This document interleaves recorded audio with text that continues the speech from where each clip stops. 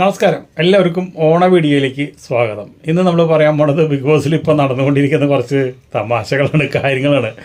എന്താ കാരണം എന്ന് വെച്ചിട്ടുണ്ടെങ്കിൽ ഇന്നിപ്പോൾ കാലത്ത് തന്നെ അവിടെ ഭക്ഷണമൊന്നും വെച്ചില്ല.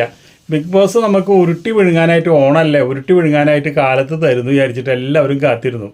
എല്ലാവരും എല്ലാവരും മൂമ്പി എന്ന് പറയാം. ഒരു സാധനം ബിഗ് ബോസ് കൊടുത്തില്ല. അതെന്തായാലും നന്നായി.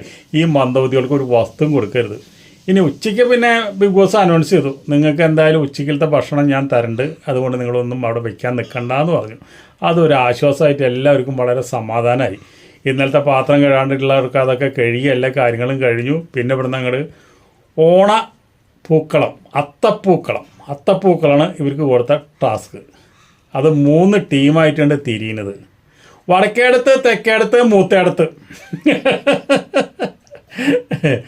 അപ്പോൾ ഈ 3 കൂടിയിട്ടാണ് അവർ പൂക്കളം ഇട്ട് തുടങ്ങിയത്. അതിലിപ്പോൾ 3 നിന്നും കൂടി ഓരോരുത്തരെടുത്തിട്ട് ജഡ്ജിമാരാക്കി. നമ്മുടെ അനീഷ്, ശൈത്യ, രേണു ഇങ്ങനെയുള്ള ആൾക്കാരൊക്കെ ജഡ്ജിമാരാക്കി. പൂക്കളൊക്കെ ഇട്ട് കഴിഞ്ഞിട്ട് ജഡ്ജിമെൻറ്റ് വന്നപ്പോൾ തല്ലൂട്ടായി.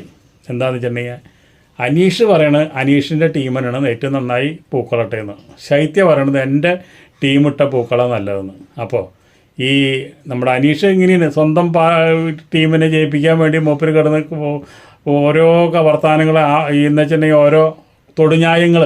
എൻ്റെ പൂക്കളായിട്ട് നല്ലത്, എൻ്റെ പൂക്കളം കളറായിട്ട് ഇട്ടതാണ്, എൻ്റെ പൂക്കളം പൂക്കളൊക്കെ കിട്ടാനായിട്ട് അവരെല്ലായിടത്തും പല സ്ഥലങ്ങളിൽ നിന്നൊക്കെ എടുത്തു കൊണ്ടുവരണം. അതിനൊക്കെ ബിഗ് ബോസ് എവിടേക്ക് പൂക്കളൊക്കെ കൊണ്ട് ഒളിച്ച് വെച്ചേക്കായിരുന്നു. അതൊക്കെ ഒരിടത്ത് വന്നിട്ട് ചെയ്യുന്നത്. അത് കഴിഞ്ഞ് അനീഷ് കിടന്ന് ബഹളടിക്കുന്നത് എൻ്റെ ടീമിൻ്റെ പൂക്കളാണ് നല്ലത്. പക്ഷേ ശൈത്യ പറഞ്ഞത്, ചില നേരത്തൊക്കെ ശൈത്യ വായ തുറക്കും. വായ തുറന്നു കഴിഞ്ഞാൽ നല്ല രീതിയിലൊക്കെ സംസാരിക്കുകയൊക്കെ ചെയ്യും. വായ തുറന്ന് കിട്ടാനേ പണി. അപ്പോൾ ശൈത്യ പറഞ്ഞാൽ എന്താ വെച്ചിട്ടുണ്ടെങ്കിൽ അത്തപ്പൂക്കളം 10 ദിവസം പൂക്കളമാണ്. 10 ഈ കളങ്ങളുണ്ടായിരിക്കുന്നത്. അതിൽ ആ 10 കളങ്ങളുണ്ടാക്കിയിട്ടത് ഇവരാണ്. അതുകൊണ്ട് ഇവർക്കാണ് 1ാം സമ്മാനം. ലാസ്റ്റ് നറുക്കെടുക്കേണ്ട വന്നു. രണ്ടാളും ഒരു ചുമ്മലക്ക് സമ്മതിക്കില്ല. ഈ കുണച്ച വർത്താനം മാത്രമാണ് പറയണത്. ഇവരൊക്കെ വർത്താനം പറഞ്ഞിട്ടുണ്ടെങ്കിൽ പോലെ കവളമടൽ വേണം അപ്പം അടിക്കാനായിട്ട്.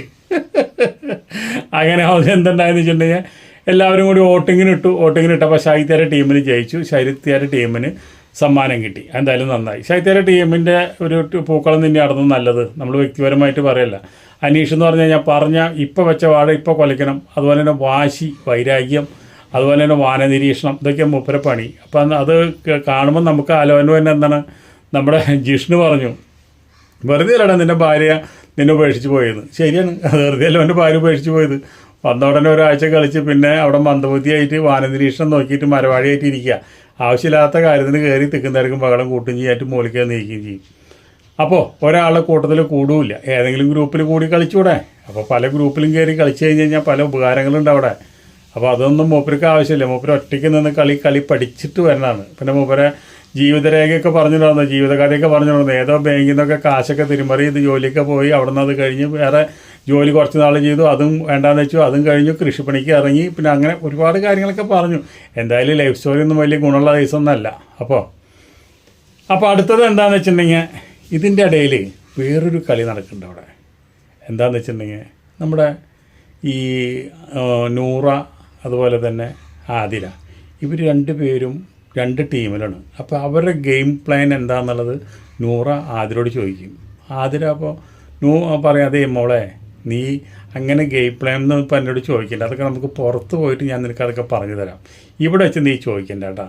ഇവിടെ നീ കളിക്കുന്ന വേറെ ടീമിൽ, ഞാൻ കളിക്കുന്ന വേറെ ടീമിൽ, ഞാൻ 2 പേരും കളിച്ചോളാം. പിന്നെ ബേബി, ഞാനൊരു കാര്യം പറയട്ടെ നിന്നോട്. അപ്പോൾ നിന്നോട് പറയാനായിട്ട് ഞാൻ കുറച്ച് നാളെ വിചാരിച്ചു കൊണ്ടിരിക്കുക. അപ്പോൾ പറയെന്ന് പറഞ്ഞു. ബേബി, എൻ്റെ സ്വഭാവം നിനക്കറിയാലോ? അറിയാം. എനിക്ക് 2 മുഖമുണ്ടെന്ന് നിനക്കറിയാലോ? അറിയാം. 2 അല്ല 3 മുഖമുണ്ട്. ഞാൻ പറയുന്നുണ്ട്.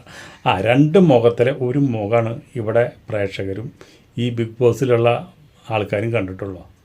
എൻ്റെ അടുത്ത മുഖം ഞാൻ എടുക്കാൻ പോവാ. ബേബി അത് കണ്ടിട്ട് പേടിക്കരുത്. അപ്പോൾ ചോദിച്ചാൽ എന്താ നിൻ്റെ അടുത്ത മുഖം എടുക്കാനുള്ള ഉദ്ദേശം എന്താണ്? ഞാൻ ഈ അനുവിൻ്റെ കളീനെ നമുക്കൊന്ന് തളയ്ക്കണം. അനുവിനെ നമ്മൾ എത്രയും പെട്ടെന്ന് ചങ്ങലിട്ട് തളച്ചില്ലെങ്കിൽ ശരിയാവില്ല. അനുവിൻ്റെ കൂടെ കൂടിയിട്ട് അനുവിൻ്റെ ഒരു രഹസ്യം അനു എന്നോട് പറഞ്ഞിട്ടുണ്ട്. പക്ഷേ ഞാനത് പൊട്ടിക്കാൻ പോവാണ്. എൻ്റെ 19ാമത്തെ അടവാണ്. അവളത് പൊട്ടിച്ച് അവളെ ഒരു മൂലയ്ക്ക് കൊണ്ടിരുത്തണം. അപ്പോൾ ബേബിയുടെ ഈ മനസ്സിലെന്താണെന്ന് ചോദിച്ചു. അപ്പോൾ പറഞ്ഞു എൻ്റെ മനസ്സിലത് പൊട്ടിക്കും, അത് പൊട്ടിച്ച് കഴിഞ്ഞാൽ ചിലപ്പോൾ ഞാൻ ഇവിടുന്ന് പുറത്ത് പോകും, അപ്പോൾ നീ വിഷമിക്കരുത് ഞാൻ പുറത്ത് പോയി എന്ന് വിചാരിച്ചിട്ട്, അല്ലെങ്കിൽ അവൾ പുറത്ത് പോകും, അല്ലെങ്കിൽ അവിടെ എന്തെങ്കിലുമൊക്കെ സംഭവിക്കും. അപ്പോൾ അതുകൊണ്ട് വലിയൊരു രഹസ്യമാണ്. ആ രഹസ്യം ഞാൻ ബേബി എപ്പോഴാണ് പൊട്ടിക്കാന്ന് വെച്ചിട്ടുണ്ടെങ്കിൽ നമുക്കത് ഞാൻ ആലോചിച്ച് ചെയ്യാം. എന്തായാലും കുറച്ച് ദിവസം കൂടി കഴിയട്ടെ, അത് കഴിഞ്ഞിട്ട് ഞാൻ പൊട്ടിക്കാം എന്ന് പറഞ്ഞു. അപ്പോൾ നൂറ് പറഞ്ഞു പൊട്ടിക്കുക, അങ്ങോട്ട് പൊട്ടിക്കുക, അവളെ അടുത്ത് പൊട്ടിച്ചാലേ ശരിയാവുള്ളൂ. അവൾ ഡബിൾ ഗെയിമല്ല, അവിടെ ട്രിപ്പിൾ ഗെയിമാണ് കളിക്കുന്നത്. അവളുടെ ആപ്പീസ് നമുക്ക് പൊട്ടിക്കണം, അല്ലാണ്ട് ഇനി ഇവിടെ അവൾക്ക് ചൂട്ടും പിടിച്ച് നടന്നുകൊണ്ട് ഇനി ഒരു കാര്യമില്ല എന്ന് പറഞ്ഞ് വലിയൊരു സംഭവം പൊട്ടിക്കാനായിട്ട് ആതിര നിൽക്കുന്നുണ്ട്. എന്തോ ഏതോ നമുക്ക് പിന്നെ അറിയാം. ഇപ്പോൾ അറബിയുടെ കഥ പറഞ്ഞ പോലെ എന്തൊക്കെയോ ഏതിരൊക്കെയോ നടക്കുന്നു. അപ്പോൾ എല്ലാവരും ഊണൊക്കെ കഴിഞ്ഞ് റെസ്റ്റിലിരിക്കാമെന്ന് വിചാരിക്കുന്നു. എല്ലാവരും ഹാപ്പി ആയിട്ടിരിക്കുക, ഹാപ്പി ഓണം. അപ്പോൾ അടുത്ത വീഡിയോയിൽ നമുക്ക് വീണ്ടും കാണാം. അതുവരെ നിങ്ങൾക്ക് എല്ലാവർക്കും നന്ദി, നമസ്കാരം.